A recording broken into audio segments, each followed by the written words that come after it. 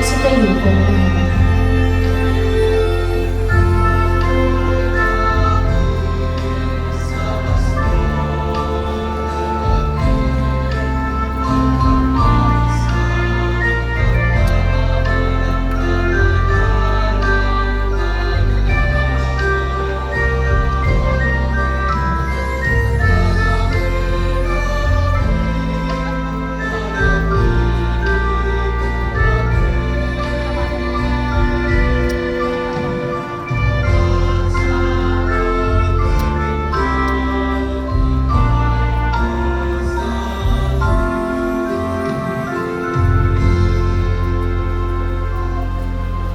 Manalangin kayo mga kapatid upang ang ating pag-aahin ay kalugdan ng Diyos Amang makapangyarihan. tanggapin nawa ng Panginoon itong paghahain sa iyong mga kamay, sa kapulihan niya at karangalan sa ating kapakinabangan at sa buong sambayanan niyang banal. Ama naming lumikha, kalugdan mo ang pag-aahin ngayong Pasko ng Pagsilang sa pagpapalitan ito ng iyong kaloob at aming handog. Ang anak mong umako sa aming kaabahan ay siya nawang magpaparangal sa amin, magtampo bilang tagapamagitan kasama ng Espiritu Santo, magpasawalang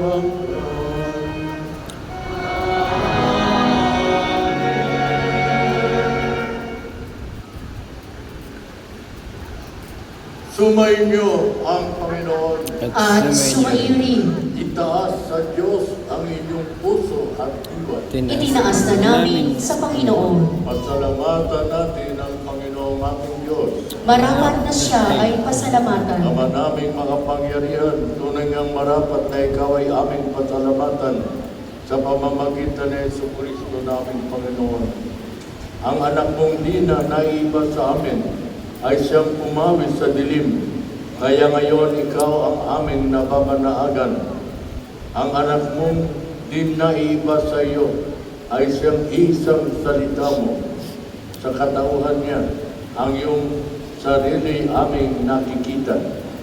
Sa pamamagitan niya, ang iyong pag-ibig ay kaali-alina kahit ikaw ay lingid sa aming mata. Kaya kaysa ng mga anghel na nagsisiyawit, na papuri sa iyo ng walang humpay sa kalangitan, kami nagbubunyi sa iyong kadakilaan.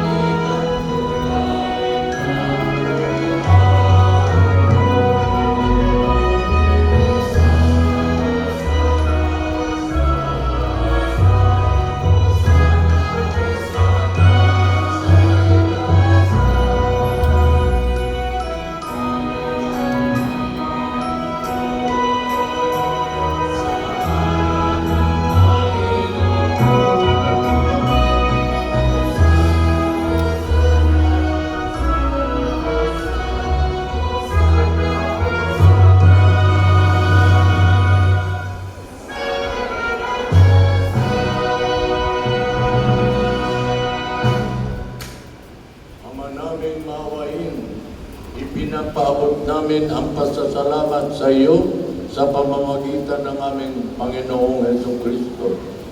Ipinakikiusap namin sa pamamagitan ng anak mong ito ng mga kaloob namin ay tanggapin at basbasan mo sa pagdiriwang namin sa pag-aain niya sa iyo. Iniaalay namin ito sa iyo unang-una para sa iyong banal na simbahang Katolika. Pagkalooban mo ng kapayapaan at pagpupok, pagkakaisa at pagtataguyod ang mga kalib nito sa San Sinuko, kaysa ng aming Papa Leon na iyong lingkod, kasama ng aming Obispo Dennis at ng lahat ng nananalig at nagpapalaganap sa pananampalatayang Katoliko na galing sa mga apostol. Ama namin, yung alalahanin ng iyong mga anak na kayo aming dinadala. Ang aming pananampalataya ay nababating mo, gayon din ang pagsisikap namin maging tapat sa iyo. Ang paghahaing ito ng pagpupuri ay aming inaalay para sa kapakanan namin at mga mahal namin sa buhay, para sa aming kalusugan at walang hanggang kaligtasan sa pagdulog namin sa iyong kadakilaan, Diyos na totoo at nabubuhay kailanman. Kaysa ng buong simbahan, ipinagdiriwang namin sa gabing ito ang dakilang kapistahan ng Pasko ng Pagsilang ng tagapagligtas sa sanlibutan nung siya'y pinanganak ni Santa Maria na nagdalang tao at nanatili paring birhen. Pinararangalan namin ngayon unang-una ang Ina ng Diyos at ang aming Panginoong Jesucristo, si Maria na maluwalhating laging birhen, gayon din ang kanyang kabiyak ng pusong si San Jose, ang iyong mga pinagpalang apostol at martir na sina Pedro, Pablo, Andres, Santiago, Juan, Tomas, Santiago, Felipe, Bartolome, Mateo, Simon at Tadeo. Gayon din sina Nino, Cleto, Clemente, Sixto, Cornelio, Cipriano, Lorenzo, Crisogono, Juan at Pablo, Cosme at Damian, at ang lahat ng iyong mga banal, pakundangan sa kanilang ginawang mga kabutihan at walang sawang pagdalangin para sa aming kapakanan, kami iyong kalingain at ipagsanggalan. Ama namin, iyong tanggapin ang handog na ito ng iyong buong angkan. Loobin mong kami makapamuhay araw-araw sa iyong kapayapaan. Huwag mong ipaintulot na kami ay mawalay sa iyo kailan pa man. Ibilang mo kami sa iyong mga hinirang. Ama namin, paspasan mo ang mga handog namin ito para pati mo sambahin ka namin sa Espiritu at katotohanan.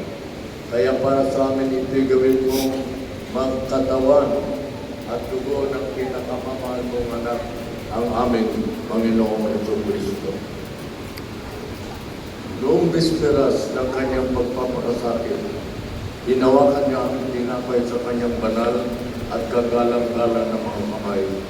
Tumingala siya sa langit. Sa iyo, Diyos Ama niya, makapangyarihan. Nagpasalamat siya sa iyo. Tinahati-hati niya ang tinapay.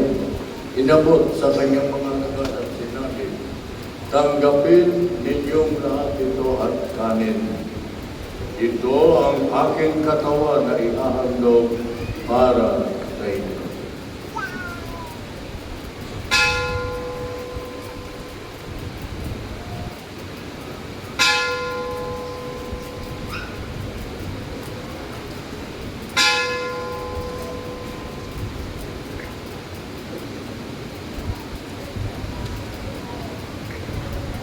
Ngayon din naman nung matapos ang hapunan, hinawakan niya ang kalis na ito ng pagpapala sa kanyang banal at kagalang-galang ng mga kamay.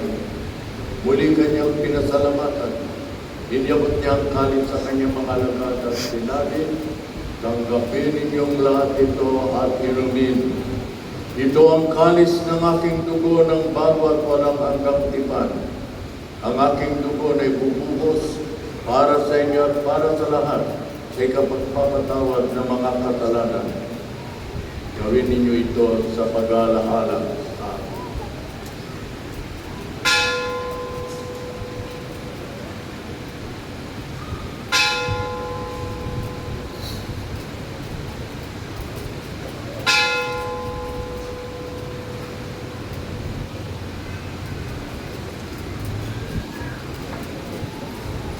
Ipagbunyi natin ang misteryo ng pananampalataya.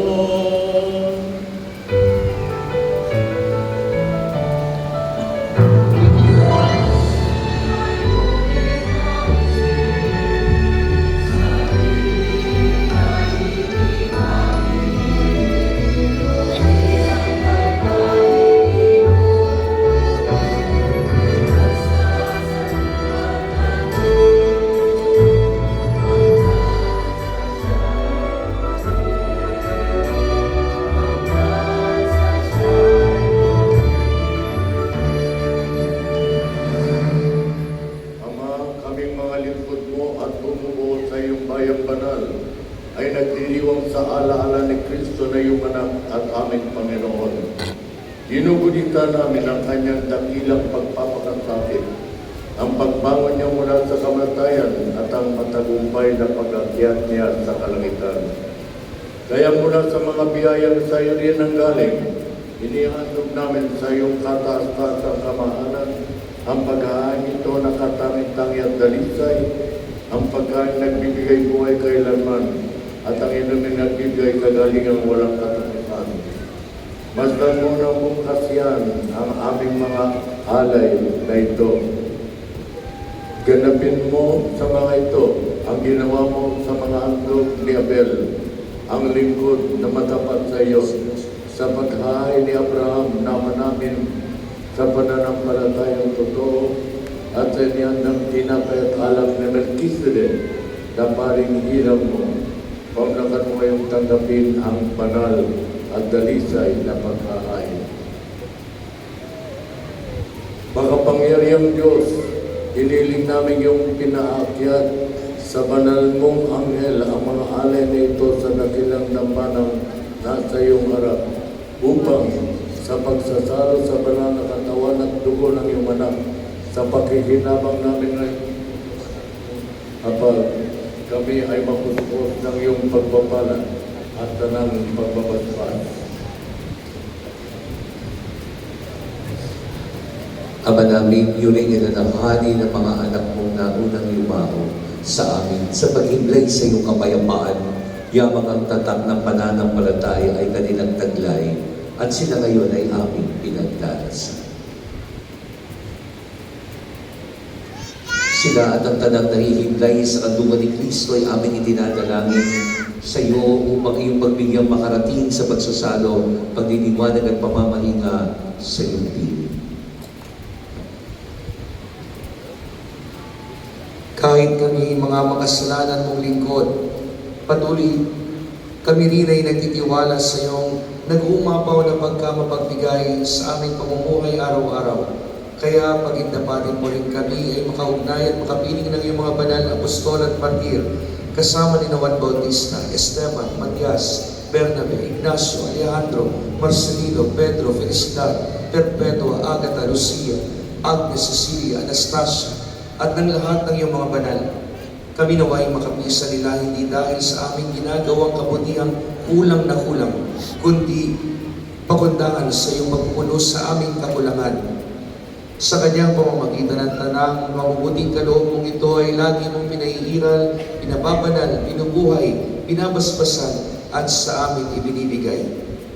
Per ipsum, et cum ipso et in ipso, est tibi Deo Pate omnipotenti, in unitate Spiritus Sancti, omnes honor et gloria, per omnia saecula et saeculorum.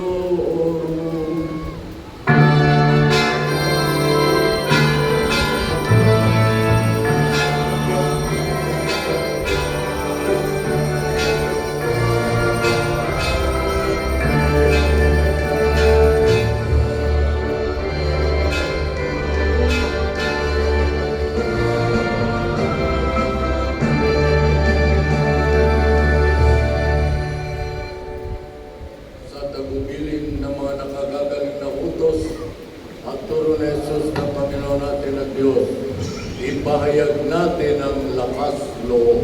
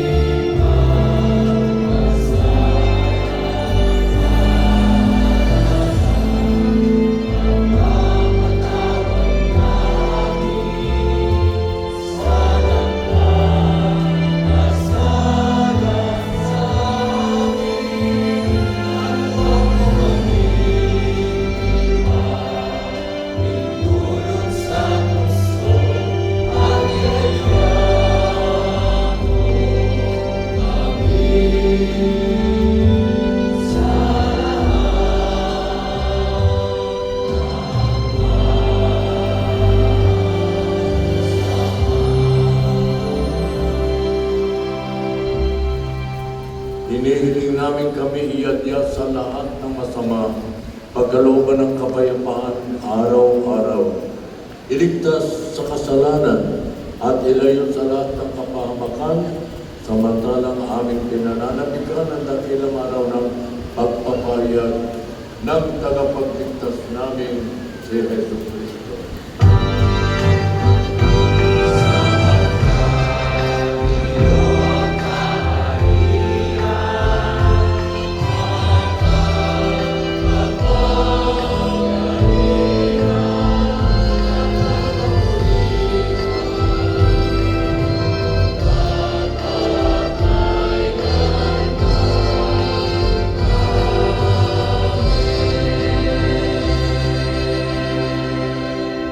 Panginoong Jesucristo, sinabi mo sa iyong mga apostol, kapayapaan ang iniiwan ko sa inyo, ang aking kapayapaan ang ibinibigay ko sa inyo.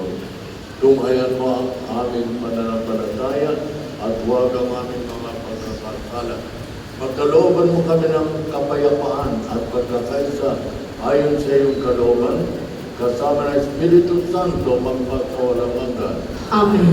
Ang kapayapaan ng Panginoon ay laging sumainyo. At sumaiyo rin. Magbigayan tayo ng kapayapaan sa isa't isa.